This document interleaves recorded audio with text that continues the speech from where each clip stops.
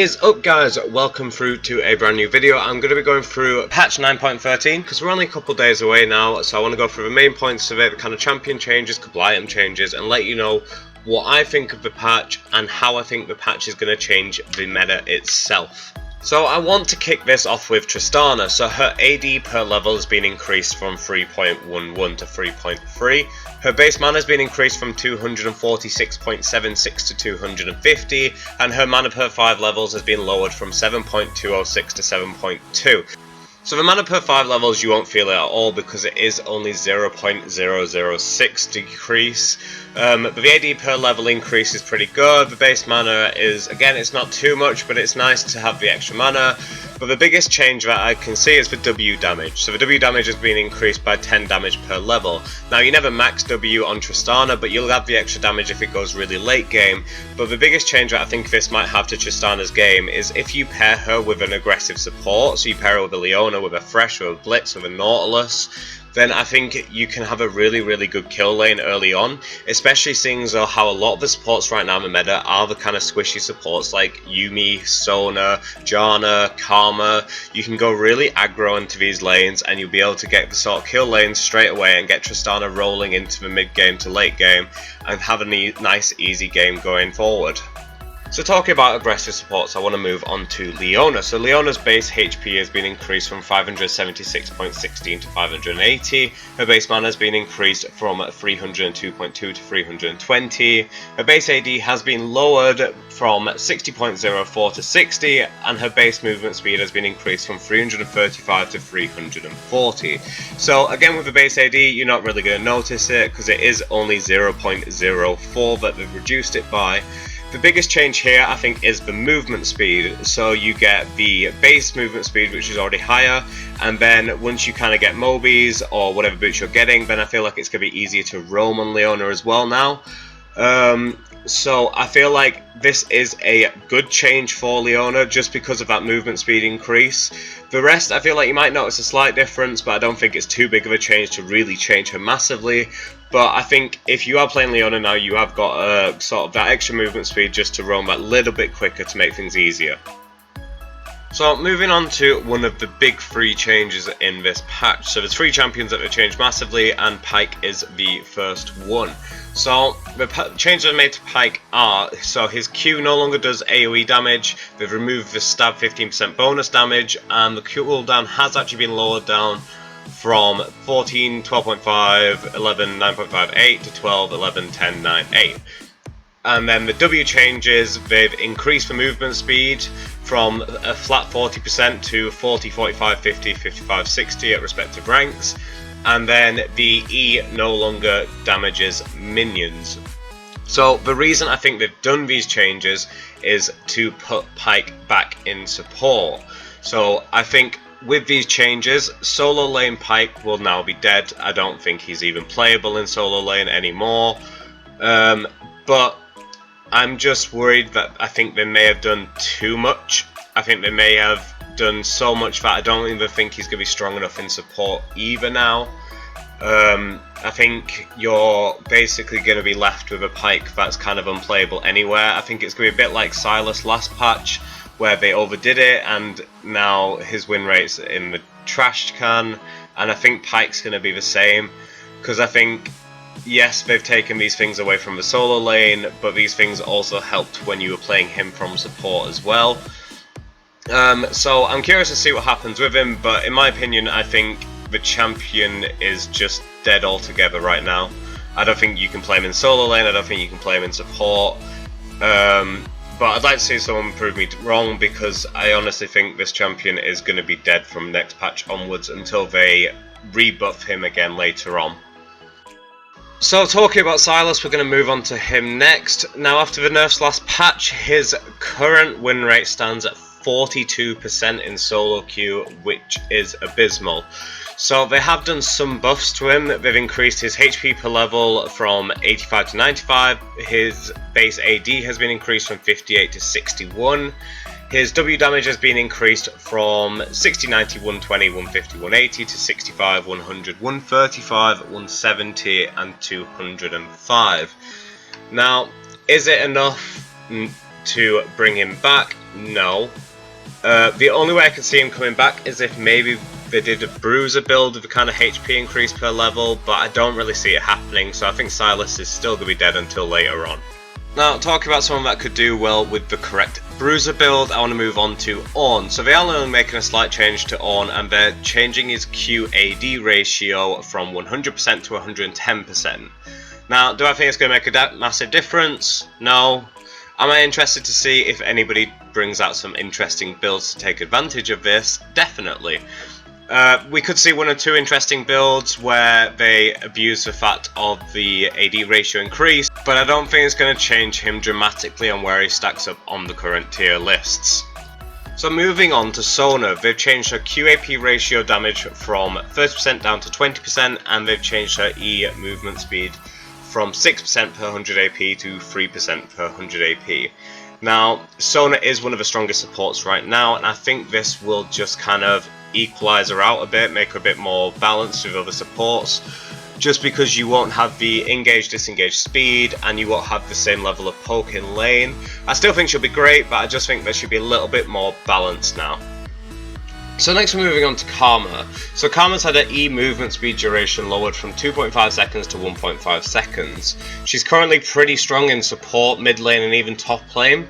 So honestly, I don't think this is strong enough of a nerf to really kind of knock her off what she's at right now. I think she's currently too strong to be able to kind of be just knocked off by such a slight nerf like this. I think she needs a little bit more, but again, I don't want them to overdo it to a point where she's unplayable. But we'll see what they do with it. But I think it's a start at least, because you can no longer do sort of long chase downs. You can kind of only do like short engages. So we'll see how much of a difference it makes to her tier list wise, but I don't think it's going to make that much of a difference in the long term. So the next of the big three changes I've made, which is udyr. So it looks a lot bigger than what it is. Basically, they've added a 6 rank to every spell at level 16. So Tiger Stance, you now get the extra 180 damage at level 6. The Turtle Stance, you get the extra 235 shield at level 6. Bear Stance, you get 40 movement speed and 3.25 second duration at level 6. But the big change I've made is Phoenix. So with Phoenix Stance, we've actually increased the damage of the cone damage as well, from 40, 80, 120, 160, 200 to 50, 95, 140, 185, 230, and then the extra now 275 at level 6. And then you get the extra 60 damage per tick at level 6 as well. Now, do I think this will make a big difference to udyr? I don't think it'll rocket him up to S tier. I think his late game's going to be a lot better than what it currently is, because he now has the extra ranks. The one change that I think might happen, but I'm not 100% sure yet, is we might see Phoenix udyr kind of remake appear. I know Tiger udyr is so good right now that he might not, but with this kind of increased cone damage and then the 6th rank, Phoenix udyr might make a reappearance. But we'll wait and see what happens with that, and just pay attention to solo queue just to see what people are doing if you do play udyr. Have a look at Pro Builds or Mobifire, any of these websites that can help you see what people are building, just to keep up with what everyone's doing on the new udyr updates. So another little update they've done is they've changed the way the W works on Sejuani. So instead of doing 6% of max alpha's damage, it's now 5%. Honestly, Sejuani's not that high in the meta anyway, so I don't think this is going to make that much of a difference to him anyway. I mean, it might completely ground him, but I doubt it. If it does make a big difference, then fair enough, but I'm not expecting to see too much from this update. Right, moving on to Sivir. Now, Sivir's been absolutely dominating solo queue recently, and I know a lot of people have been wanting a big change to come to her, but this is all they've really given us. They've reduced her mana per 5 levels from 8.012 to 8, AD per level lowered from 3.11 to 3, and her W mana cost has been increased by 15 only.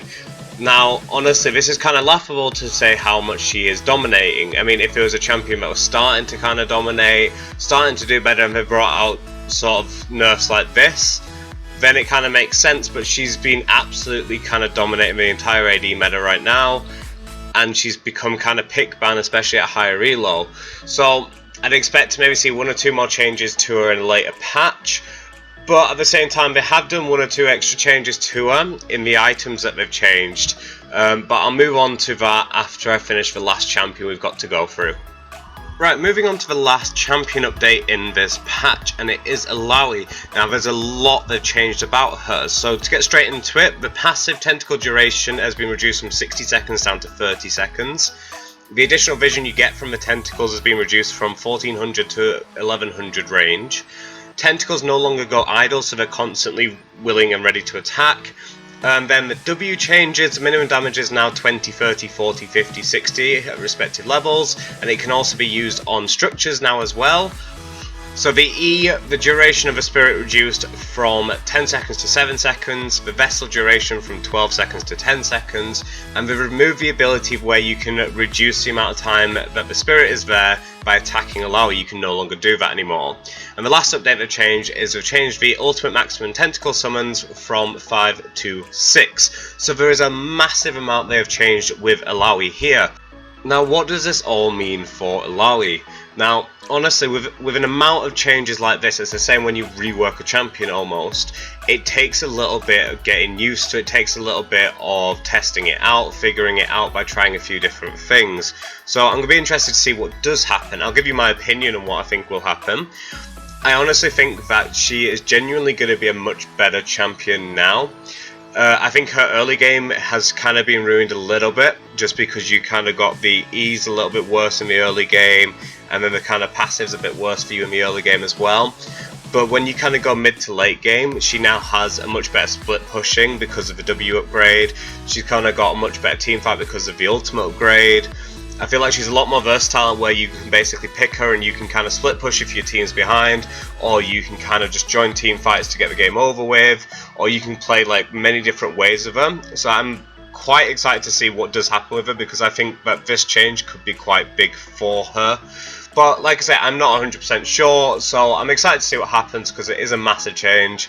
But for now, I'm going to move on to items, and I'd like to hear what you guys think will happen with these Illaoi changes actually. I want to hear what you guys have to say in the comments down below regarding the Illaoi changes, because it is such a big one that I want to hear what everyone else has to say on the topic. So moving on to items. So the last thing I want to talk about on this patch is the items. So they've increased the cost of Essence Reaver from 3200 to 3300, reduced the cost of Rod of Ages from 2700 to 2600, and increased the armor stats of Randuin's Omen from 60 to 70. Now, the number one thing to look at when you see item changes is who else can this affect. So instantly I look at the Rod of Ages and I instantly think, could Rise start building it again? I mentioned a Bruiser Silas earlier, could we see him build Rod of Ages? And could there be any other champion that comes up as well? So maybe Cho'Gath building Rod of Ages and the new Randuin's Omen. And instantly as well, there's Essence Reaver, which yes, it may hit Sivir a little bit, but again, it's not enough to kind of completely kill Sivir off. So when it comes to the item changes, I think yes, there's one or two kind of okay ones in here. Yes, I am excited to see if any champions kind of reappear, but let's kind of like just wait and see what happens with the item changes, and hopefully like there may be some brand new champion that hasn't been in the meta for a while that comes out because of these. So that was the patch 9.13 notes. If there's anything else that's tweaked in the last day, then fair enough, and I'm sorry I missed it. If you guys have got any points as well that you want to point out that I may have missed, then do let me know down in the comments below. And if you enjoyed it, then do share it with your friends that may also enjoy it, and do subscribe down below for any more content from me, and like it if you did enjoy it, like I say. I will catch you guys next time. I want to thank you all for watching, and see you later.